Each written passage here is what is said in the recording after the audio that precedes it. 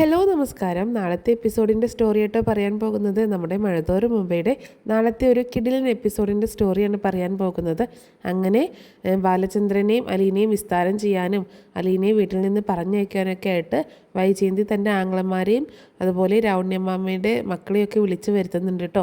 അപ്പോൾ അതിൻ്റെയൊക്കെ സംഭവ ബഹുലമായിട്ടുള്ള ഒരു സ്റ്റോറിയാണ് പറയാൻ പോകുന്നത്.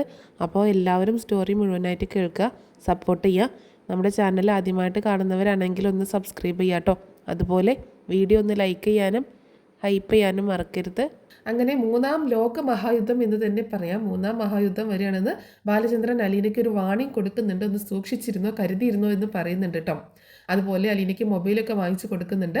അപ്പോൾ അങ്ങനെയുള്ള സംഭവങ്ങളൊക്കെ ഇന്നത്തെ എപ്പിസോഡിൽ നമ്മൾ കണ്ടതാണ്. ഈ നാളത്തെ എപ്പിസോഡിൽ സംഭവിക്കാൻ പോകുന്നതെന്ന് വെച്ചിട്ടുണ്ടെങ്കിൽ നമ്മുടെ ശിവശങ്കരനും രാജീവനും തിരിച്ചെത്തുന്നുണ്ട് കേട്ടോ. രാജീവൻ ഒരു തവണ വന്നിട്ട് പോയതാണ്, വീണ്ടും രാജീവൻ വരുന്നുണ്ട്. അങ്ങനെ ശിവേട്ടനും രാജീവനും കൂടെ ഒരു ഡേറ്റ് ഒപ്പിച്ചിട്ട് ഒരു ഡേറ്റിൽ തന്നെ നാട്ടിലേക്ക് വരിക കേട്ടോ. അതായത് ബാലചന്ദ്രൻ്റെ ആ ഇഷ്യൂ തീർക്കാനായിട്ട്, അലീനയുടെയും ബാലചന്ദ്രൻ്റെ ഇഷ്യൂ ഒക്കെ തീർത്ത് വൈജയെ സ്വസ്ഥമാക്കാൻ വേണ്ടിയിട്ടാണ് അവർ വരുന്നത്. പക്ഷേ എല്ലാ പ്ലാനുകളും തകിടം മറിക്കുന്നുണ്ട് നമ്മുടെ ബാലചന്ദ്രൻ കേട്ടോ.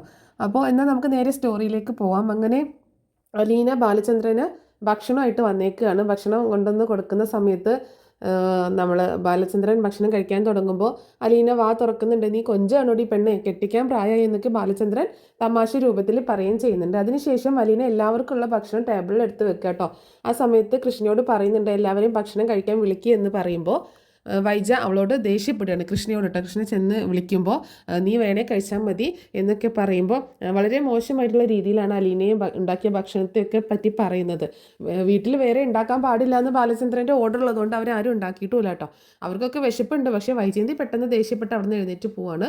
രോഹിത്തും പവിതയും ഞങ്ങൾക്ക് വേണ്ട എന്ന് പറയുമ്പോൾ കൃഷ്ണ പറയുന്നുണ്ട് നല്ല ടേസ്റ്റുള്ള ഭക്ഷണമാണ്, നിങ്ങൾക്ക് അലീന ചേച്ചിയോട് ദേഷ്യം ഉണ്ടെങ്കിലും ഭക്ഷണത്തോട് അത് കാണിക്കേണ്ട ആവശ്യമില്ല എന്നൊക്കെ പറയുമ്പോൾ അവർ വീണ്ടും ഭയങ്കരമായിട്ട് ദേഷ്യപ്പെട്ട് പോവുക കേട്ടോ. അവർക്ക് എന്തായാലും ഭക്ഷണം അന്ന് അവിടെ നിന്ന് ഉണ്ടാക്കാൻ പറ്റില്ലല്ലോ. അപ്പോൾ രോഹിത്ത് പറയുന്നുണ്ട് ഞങ്ങൾക്കുള്ള ഭക്ഷണം ഞങ്ങൾ ഓർഡർ ചെയ്തിട്ടുണ്ട്, അത് വരും, അത് ഞങ്ങൾ കഴിച്ചോളാം, നീ പോയി നിൻ്റെ ചേച്ചിയുടെ ഭക്ഷണം കഴിക്കാൻ നോക്ക് എന്ന് പറയണം അവളോട് കേട്ടോ, കൃഷ്ണയോട്.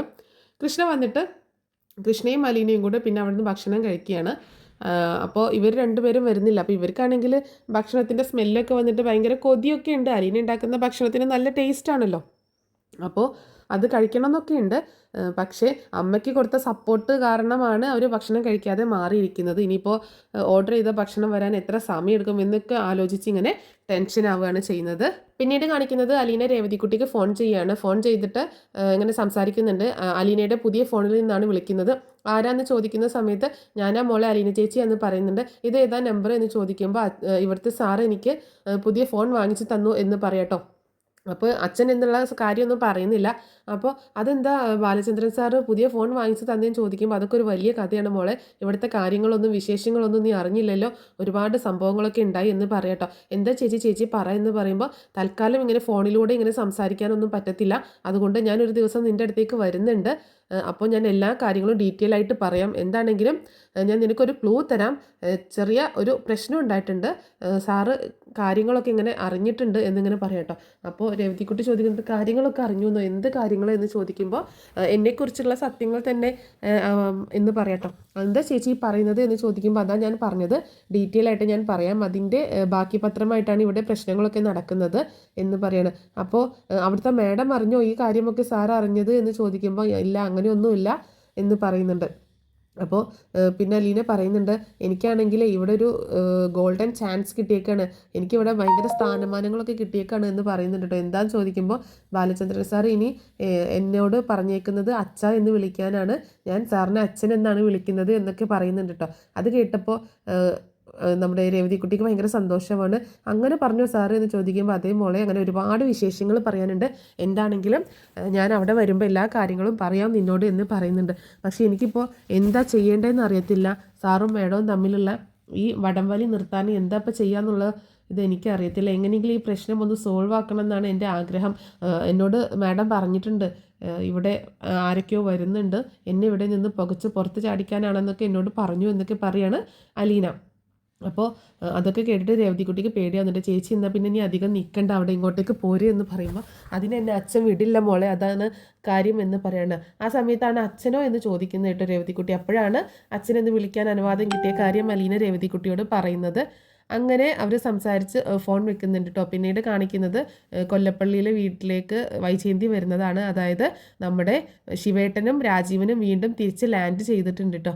അങ്ങനെ ആ സമയത്ത് വൈജയന്തി അങ്ങോട്ടേക്ക് വിളിച്ചു വരുത്തുന്നതാണ്. അങ്ങനെ അവിടെ വെച്ച് ഇവർ ഒരു ഗൂഢാലോചന തയ്യാറാക്കാൻ വേണ്ടിയിട്ടാണ് വിളിച്ചു വരുത്തുന്നത്. അങ്ങനെ ഈ ശിവേട്ടനും രാജീവും ആണെങ്കിൽ മുത്തശ്ശിയോട് ഇങ്ങനെ സംസാരിക്കുന്നുണ്ട്. ഞങ്ങൾ ഈ അന്യരാജ്യത്ത് നിന്ന് ഇങ്ങോട്ടേക്ക് ഓടി വന്നേക്കുന്നത് ഈ പ്രശ്നത്തിനൊരു പരിഹാരം കാണാൻ വേണ്ടിയിട്ടാണ്, അത് വെറുതെ ആവില്ല ഞങ്ങളുടെ ഈ വരവ് എന്ന് പറയുമ്പോൾ മുത്തശ്ശിക്ക് ആകെ ഭയം തോന്നുക കേട്ടോ. മുത്തശ്ശി പറയുന്നുണ്ട് നിങ്ങളുടെ ദൗത്യം എന്ത് തന്നെ ആയാലും ആ പെൺകുട്ടിയെ നിങ്ങൾ ഉപദ്രവിക്കാൻ പാടില്ല എന്ന് പറയണേ. അതൊക്കെ അവിടുത്തെ സിറ്റുവേഷൻ അനുസരിച്ചിരിക്കും എന്താ അവിടെ സംഭവിക്കുന്നത് എന്നുള്ളത് എന്ന് പറയുമ്പോൾ നിങ്ങൾ കരുതുന്നത് പോലെയൊന്നുമല്ല കാര്യങ്ങൾ. അതൊരു പാവം പെങ്കൊച്ചാണ്. ബാലചന്ദ്രൻ എന്തുകൊണ്ടാണ് അവളെ അവിടെ പിടിച്ചു നിർത്തിയേക്കുന്നത് എന്ന് നമുക്കറിയത്തില്ലല്ലോ. നിങ്ങൾ ബാലചന്ദ്രനോട് സംസാരിക്കുക, അയാളോട് കാര്യങ്ങൾ പറഞ്ഞ് മനസ്സിലാക്കുക. അല്ലാതെ ആ പെൺകുട്ടിയെ നിങ്ങൾ രാജീവ് ചെയ്തതുപോലെ വലിച്ചഴിച്ച് പുറത്ത് കൊണ്ടുപോയി കളയാനൊന്നും നിൽക്കണ്ട. അതൊക്കെ വേറെ വലിയ പ്രശ്നങ്ങളിലേക്ക് മാറും എന്നൊക്കെ മുത്തശ്ശി പറയുമ്പോൾ അമ്മ ഈ കാര്യം ഓർത്ത് ടെൻഷൻ അടിക്കേണ്ട, ഇതിൽ ഇടപെടാനും നിൽക്കണ്ട, അമ്മയ്ക്ക് ഇതിൽ യാതൊരു റോളുമില്ല, ഇത് ഞങ്ങൾ തീരുമാനിച്ച് ഞങ്ങൾ നടപ്പിലാക്കിക്കോളാം എന്ന് ശിവേട്ടൻ പറയട്ടോ. നമ്മുടെ കുടുംബത്തിൽ കയറിയിട്ട് ഇങ്ങനെ ഒരു കള്ളക്കളി കളിക്കാനോ ഇങ്ങനെ ഒരു പ്രശ്നം ഉണ്ടാക്കാനോ ഒന്നും ആരെയും അനുവദിക്കില്ല. ഞങ്ങൾക്ക് വലുത് വൈജയുടെ ജീവിതം തന്നെയാണ്. അത് താറുമാറാക്കാൻ ആര് തന്നെ വന്നു കഴിഞ്ഞാലും അത് അനുവദിച്ച് കൊടുക്കത്തില്ല എന്ന് പറയണം.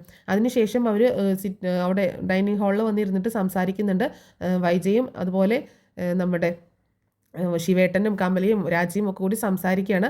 അപ്പോൾ ഇവർ പറയുന്നുണ്ട് നമ്മൾ മാത്രം പോയാൽ പോരാ, നമ്മൾക്കും ഒരു ആൾബലം ഉണ്ടെന്ന് കാണിക്കണം. നമുക്ക് രാവണ്യമാമയുടെ മക്കളെ കൂടി വിളിക്കാം, അവർ കൂടി ഉണ്ടാകുമ്പോൾ ഒരു ധൈര്യമാണ്. നമ്മൾ എല്ലാവരും കൂടി അങ്ങോട്ടേക്ക് കയറി ചെല്ലുമ്പോൾ അയാളൊന്ന് പകച്ചു പോകും എന്നൊക്കെ പറയുന്നുണ്ട് ശിവേട്ടൻ. അപ്പോൾ എന്നാൽ അങ്ങനെ തന്നെ ചെയ്യാമെന്ന് പറയുന്നുണ്ട് കേട്ടോ.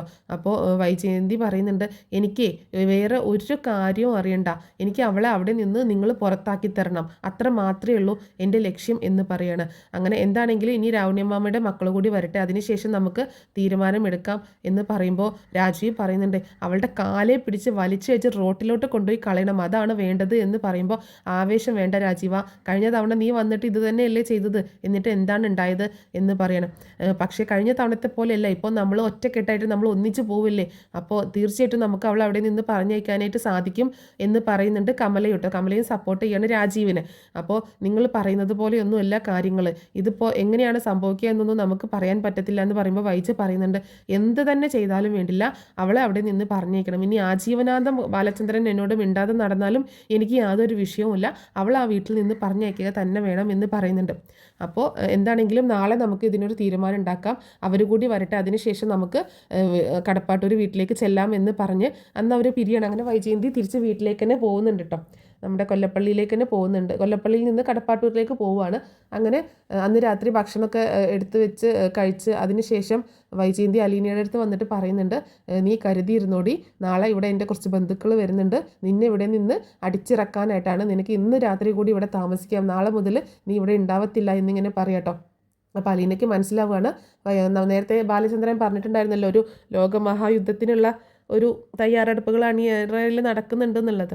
അപ്പോൾ ആ കാര്യം മനസ്സിലാവണം. അപ്പോൾ അലീന പറയുന്നുണ്ട് ആര് തന്നെ വന്നാലും മാഡം ഉദ്ദേശിക്കുന്ന കാര്യം നടക്കാൻ പോകുന്നില്ല, എന്നെ ഇവിടെ നിന്ന് പറഞ്ഞയക്കാനും പോകുന്നില്ല, ഞാൻ ഇവിടെ നിന്ന് പോവാനും പോകുന്നില്ല, മാഡം തന്നെ തോറ്റു പോകത്തേ ഉള്ളൂ, മാഡം വെറുതെ നാണം കെടാനായിട്ട് ആരെയും ഇങ്ങോട്ടേക്ക് വിളിച്ചു വരുത്തണ്ട എന്ന് പറയുമ്പോൾ നമുക്ക് കാണാടി ആരാണ് ജയിക്കാൻ പോകുന്നതെന്ന് നമുക്ക് കാണാമെന്ന് വൈജ വെല്ലുവിളിക്കുകയാണ് അലീനയെ. അലീനയ്ക്കാണെങ്കിൽ ഭയങ്കര വിഷമാവുന്നുണ്ട്. ആ സമയത്ത് അലീന പറയുന്നുണ്ട് മാഡം കരുതുന്നത് പോലെ ഒന്നുമില്ല കാര്യങ്ങൾ, ഇവിടെ എന്തൊക്കെ പ്രശ്നം ഉണ്ടാക്കുന്നു അത്രയും അധികം മാഡം ഒരിക്കലും ദുഃഖിക്കേണ്ടി വരും, ഇതൊക്കെ ആലോചിച്ച് സങ്കടപ്പെടുമ്പോൾ ആരും തന്നെ ആശ്വസിപ്പിക്കാനുണ്ടാവത്തില്ല മാഡത്തിന് എന്നൊക്കെ പറയട്ടോ.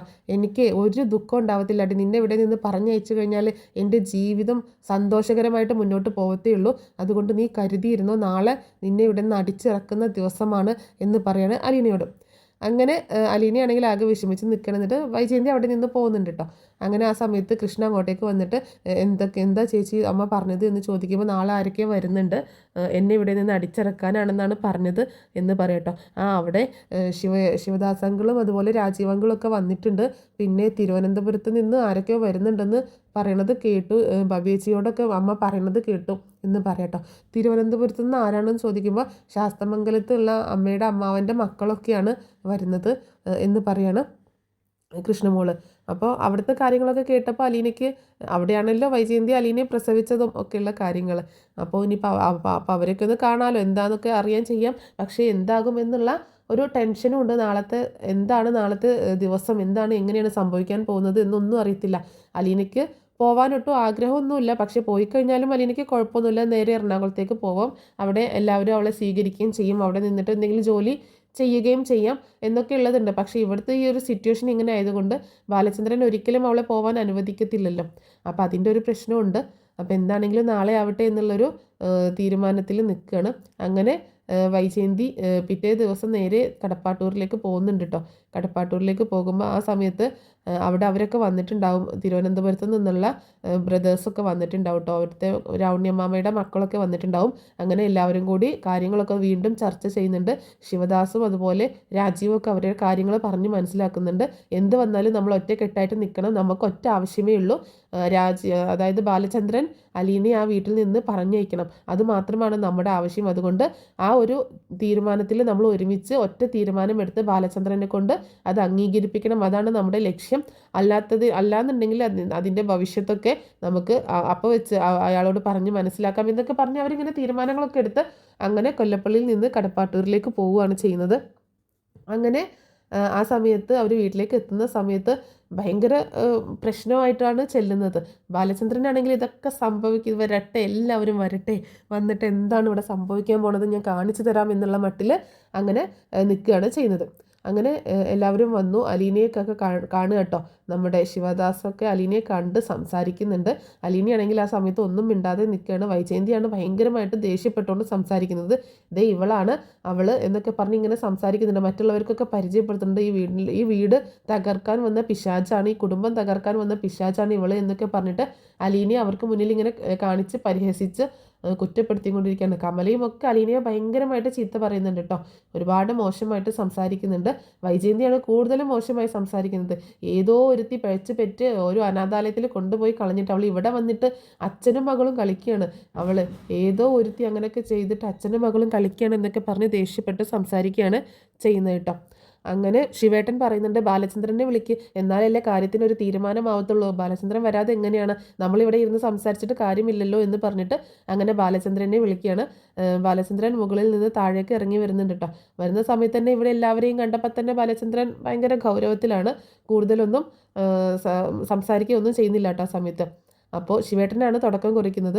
ഞങ്ങൾ എന്തിനാണ് എല്ലാവരും കൂടെ വന്നതെന്ന് ബാലചന്ദ്രനെ മനസ്സിലായോ എന്ന് ചോദിക്കുമ്പോൾ, മനസ്സിലായി ശിവേട്ട, നിങ്ങളിപ്പോൾ ഇങ്ങനെ പടപ്പുറപ്പാടുമായിട്ട് വരുമെന്ന് ഞാൻ പ്രതീക്ഷിച്ചിരിക്കുകയായിരുന്നു എന്ന് പറയാട്ടോ. അപ്പോൾ എന്താണ് കാര്യമെന്ന് മനസ്സിലായ സ്ഥിതിക്ക് ഇനി കൂടുതൽ ചോദ്യം പറച്ചിലിൻ്റെ ആവശ്യമൊന്നുമില്ലല്ലോ എന്ന് പറയുമ്പോൾ, ശിവേട്ടൻ ചോദിക്കേ, എനിക്ക് പറയാനുള്ളത് കൂടി നിങ്ങൾക്ക് എല്ലാവർക്കും കേൾക്കാലോ എന്നൊക്കെ പറയുന്നുണ്ട്. ആ സമയത്ത് രാജീവ് ഇടയ്ക്ക് കയറി വന്നിട്ട് ബാലചന്ദ്രനോട് ഭയങ്കര ചൊടിപ്പിക്കുന്ന രീതിയിൽ സംസാരിക്കുന്നുണ്ട് കേട്ടോ. കൂടുതൽ സംസാരിക്കാനൊന്നുമില്ല, താൻ ഉദ്ദേശത്തിലാണ് ഇവളെവിടെ വെച്ചുകൊണ്ടിരിക്കുന്നത് ഞങ്ങൾക്ക് എല്ലാവർക്കും മനസ്സിലായി എന്ന് പറയുന്ന ആ സമയത്ത് തന്നെ ബാലചന്ദ്രൻ രാജീവിനിട്ട് നല്ലൊരെണ്ണം പൊട്ടിക്കുന്നുണ്ട് കേട്ടോ. എൻ്റെ വീട്ടിൽ കയറി വന്ന് എന്നോട് എതിർത്ത് സംസാരിക്കുന്നു എന്നൊക്കെ ചോദിച്ച് ദേഷ്യപ്പെടുകയാണ് ബാലചന്ദ്രൻ രാജീവിനോട് കേട്ടോ. അങ്ങനെ നല്ലൊരെണ്ണം കിട്ടിയപ്പോൾ തന്നെ എല്ലാവരുടെയും കിളി പറന്ന മട്ടാണ്. ബാലചന്ദ്രനാണെങ്കിൽ നന്നായിട്ട് അവരോട് ദേഷ്യപ്പെട്ട് സംസാരിക്കുന്നുണ്ട്. അലീന എൻ്റെ മകളാണ് അലീന, അവളെ ഇവിടെ നിന്ന് പറഞ്ഞു വയ്ക്കാനായിട്ട് ആരും ഇങ്ങോട്ടേക്ക് വരണ്ട എന്നൊക്കെ പറയുമ്പോൾ അതെങ്ങനെ ശരിയാവും ബാലചന്ദ്ര, അലീന എങ്ങനെ നിങ്ങളുടെ മകളാകും എന്ന് ചോദിക്കുമ്പോൾ ഞാൻ അവളെ ദത്തെടുത്തു എന്ന് പറയും കേട്ടോ. അപ്പോൾ കൃഷ്ണയും അതുപോലെ ബബിതയും രോഹിത്തും എല്ലാവരും ഉണ്ട്. അപ്പോൾ എന്താ അവിടെ സംഭവിക്കാൻ പോകണമെന്നുള്ളൊരു അങ്കലാപ്പിലാണ്. ആ സമയത്ത് ശിവേട്ടൻ കുറേ സംസാരിക്കുന്നുണ്ട് ബാലചന്ദ്രനോട്, ഇതിവിടെ അനുവദിച്ച് തരാൻ പറ്റത്തില്ല, ഞങ്ങളുടെ പെങ്ങളുടെ ജീവിതം ഞങ്ങൾക്ക് സേഫാക്കിയേ പറ്റത്തുള്ളൂ, ഇങ്ങനെ ഒരു തോന്നിവാസം ഇവിടെ നടത്താൻ സമ്മതിക്കില്ല എന്നൊക്കെ പറയുമ്പോൾ, ആരാണ് തോന്നിവാസം കാണിച്ചത്, ഞാനാണോ എന്നൊക്കെ ചോദിച്ച് ബാലചന്ദ്രൻ നന്നായിട്ട് ഷൗട്ട് ചെയ്യാണ്.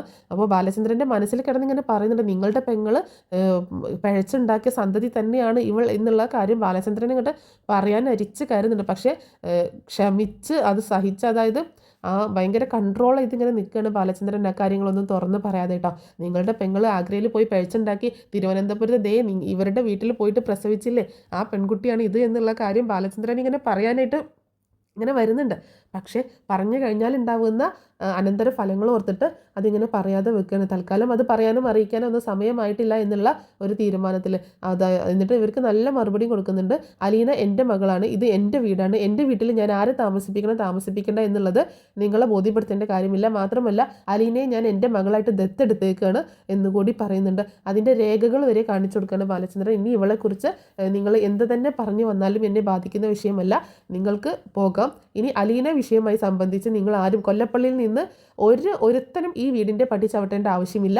നിങ്ങൾക്ക് പിരിഞ്ഞു പോകാം, കൂടെ പോവേണ്ടവർക്കും കൂടെ പോകാം. പിന്നീട് ഇങ്ങോട്ടേക്ക് ഒരു തിരിച്ചുവരവ് പ്രതീക്ഷിക്കേണ്ട എന്നും കൂടി ബാലചന്ദ്രൻ പറഞ്ഞിട്ട് മുകളിലേക്ക് കയറി. അപ്പോൾ ഇത്രയൊക്കെ കാര്യങ്ങളാണ് നാളത്തെ എപ്പിസോഡിൽ സംഭവിക്കാൻ പോകുന്നത്. അപ്പോൾ സ്റ്റോറി എല്ലാവർക്കും ഇഷ്ടമായിട്ടുണ്ടാവുമെന്ന് വിചാരിക്കുകയാണ്. ഇഷ്ടമായിട്ടുണ്ടെങ്കിൽ ഒന്ന് സപ്പോർട്ട് ചെയ്യാൻ മറക്കരുത് കേട്ടോ.